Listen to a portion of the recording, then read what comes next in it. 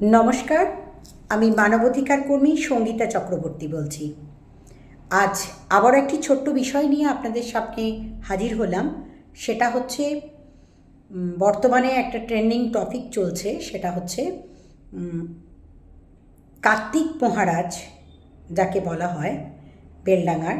আমাদের তার একটি সেবাশ্রম আছে এবং তিনি ভারত সেবাশ্রমের পদে আসীন আছেন এবং পদ্মশ্রী পেয়েছেন। সেই মানুষটির একটি শ্লীলতাহানি বা রেপ কেসে তাকে অভিযুক্ত করেছেন এক ভদ্রমহিলা। সেই বিষয়টি নিয়েই আজকে একটু কথা বলবো।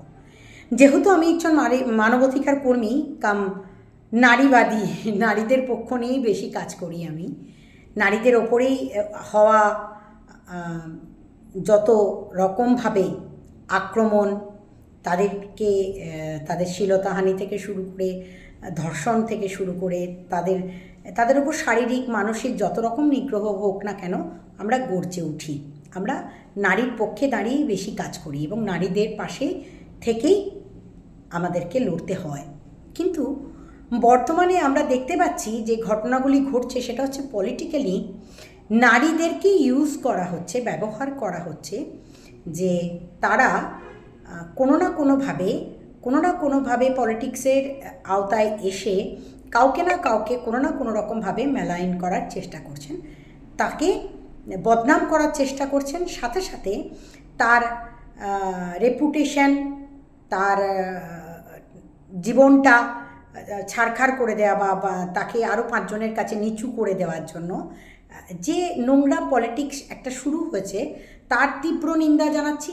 দ্বিতীয় ঘটনা আজকে যেটা বলবো সেটা হচ্ছে মাননীয় মুখ্যমন্ত্রীকে আমি বলবো যে আপনি ধরুন আজকে এতটা সোচ্চার দেবগ্রাম পুলিশ স্টেশনকে দিয়ে এত তাড়াতাড়ি একটা মামলা ফাইল করে দিয়ে অপোনেন্টকে ডেকে পাঠানো এবং তাড়াতাড়ি করে হিয়ারিং করানো এবং থানায় ডাক করিয়ে তাকে তার এত মিডিয়া প্রচার, মানে মিডিয়া ট্রায়াল এত পরিমাণে করে ফেললেন, যেটা অশোভনীয়, যেটা মেনে নেওয়া যায় না। আমি প্রতিবাদ করেছি, আপনার বিরুদ্ধে হলেও প্রতিবাদ করেছি। দেখুন, চারিত্রিক বৈশিষ্ট্য মানে হচ্ছে তার ব্যক্তিগত জীবনে কার সাথে প্রেমালাপ আর প্রেম করেছেন, এই দিয়ে কখনো মানুষকে বিচার করা খুব একটা উচিত হবে বলে মনে হয় না। তার কারণ ভারতবর্ষ এগিয়ে চলেছে, এখানে নারীদেরকে প্রোটেক্ট করাটা হচ্ছে একটা রাজনৈতিক দলের সবথেকে বড় কাজ। আজকে যদি দেখতাম যে আপনি পলাশীপাড়ার যে গণধর্ষিতা হয়েছে মেয়েটি, পলাশীপাড়ার গণধর্ষিতা হয়েছে যে মেয়েটি, যার জন্য national human rights commission, national women's commission, দুটো কমিশনই আজকে সোচ্চার। সেই মেয়েটি কোনো রকমভাবে জেজেবি থেকে তার মেডিকেল কপি তো পুলিশ করায়নি, মেডিকেল তো করায়নি, এবং মেয়েটিকে ধর্ষণ করার পরে তার ভিডিও সোশ্যাল মিডিয়ায় ছেড়ে দেওয়া, গণধর্ষণ করে সেই ভিডিও আমাদের কাছে থাকা সত্ত্বেও পুলিশ প্রশাসন সেই মেয়েটির রক্তারক্তি হওয়া ভিডিওগুলো পাওয়ার পরেও মেয়েটির মেডিকেল করায়নি। একটি ছোট্ট শিশু মেয়ে, সেই নির্যাতনের ওপর আমরা টানা লড়াই চালিয়ে যাচ্ছি। পলাশীপাড়া পুলিশ স্টেশনের সাথে কোথাও একটা যোগসূত্র খুঁজে পাচ্ছি জাস্টিস জুভেনাইল বোর্ডের আমাদের কৃষ্ণনগরে, সেখানে কোনো রকমভাবে তাকে কফি সার্ভ করা হচ্ছে না, তার কোনো কফি প্রোভাইড করা হচ্ছে না নারীটিকে। খুব দুঃখের ঘটনা। এই ক্ষেত্রে আপনাদের কোনো মিডিয়া প্রচার নেই। আচ্ছা দিদি, আমি আপনাকে আরও একটা প্রশ্ন করতে চাই। আপনি কি জানেন তমলুকে আপনারই একজন নামকরা জেলার নেতা, তিনি একটি মেয়েকে রাতের বেলাতে তার ফ্ল্যাটে গিয়ে জোর জবরদস্তি ধর্ষণ করেছে? সেই মেয়েটি এখনও বিচারের জন্য দৌড়ে বেড়াচ্ছে। তাকে তমলুক পুলিশ স্টেশন কোনো রকমভাবে কোনো সহযোগিতা করছে না। খুব দুঃখ লাগছে। এই যে যারা অরিজিনালি ধর্ষিতা হচ্ছেন তাদের বিচার না দিয়ে আপনি কাদের বিচার দেওয়ার জন্য ব্যবস্থা করছেন?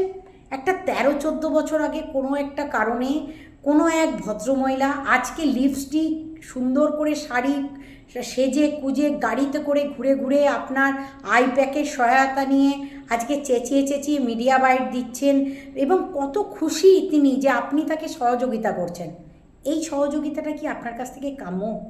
কাম্য তাদের যে পলাশিপাড়া পুলিশ স্টেশনে যে ছোট্ট শিশুটি আজকে মানসিকভাবে তাকে যে 8-10 জন মিলে ধর্ষণ করার পর সেই ভিডিও ভাইরাল করে দিল এবং সেই ভিডিও মানুষের ফোনে ফোনে ঘুরছে, কিন্তু তার কোনো মেডিকেল কপি পুলিশ জমা করেনি এবং মেডিকেল ঠিকমতো করায়নি, এবং তার থেকেও বড় কথা তার জেজেবি কোর্টের তার কোনো রকম কপি মেয়েটির পরিবারকে সার্ভ করা হচ্ছে না।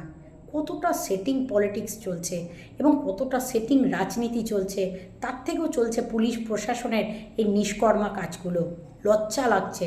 আজকে দেবগ্রাম পুলিশ স্টেশনকে এতটা ছাড় দিয়েছেন। কই দিন তো আপনি তমলুকে যে মেয়েটি আজকে কত আশা নিয়ে টিএমসি করতে গেছিল, তাকে জোর করে আজকে আপনারই দলের নেতারা তাকে ধর্ষণ করার পর আবার ফেসবুক প্রোফাইল দিয়ে সেই মেয়েটিকে এক টানা আক্রমণ করে চলেছেন। এগুলো কি মেনে নেওয়া যায়?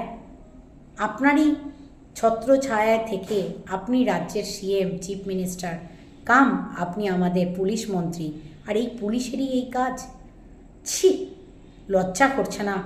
আজকে কোন ঘটনা রাজনীতি করতে করতে এমন একটা জায়গায় পৌঁছে গেছেন যেখানে সত্যিকারের ভিকটিমরা, যারা সত্যিকারের শ্লীলতাহানি ধর্ষণের শিকার হচ্ছে, আপনাদের তৈরি করা কিছু নেতা যারা আজকে আপনার দলের এক টানা বদনাম করে চলেছে, তাদের দিকে আপনাদের নজর পড়ছে না। সুতরাং দয়া করে অনুরোধ করছি, বিনীত অনুরোধ, জেজেবি থেকে তার কপিগুলো পাওয়ার ব্যবস্থা করে দিন, কারণ কৃষ্ণনগর জেজেবি কোনো রকমভাবে কোনো সহায়তা করছে না পলাশিপাড়া পুলিশ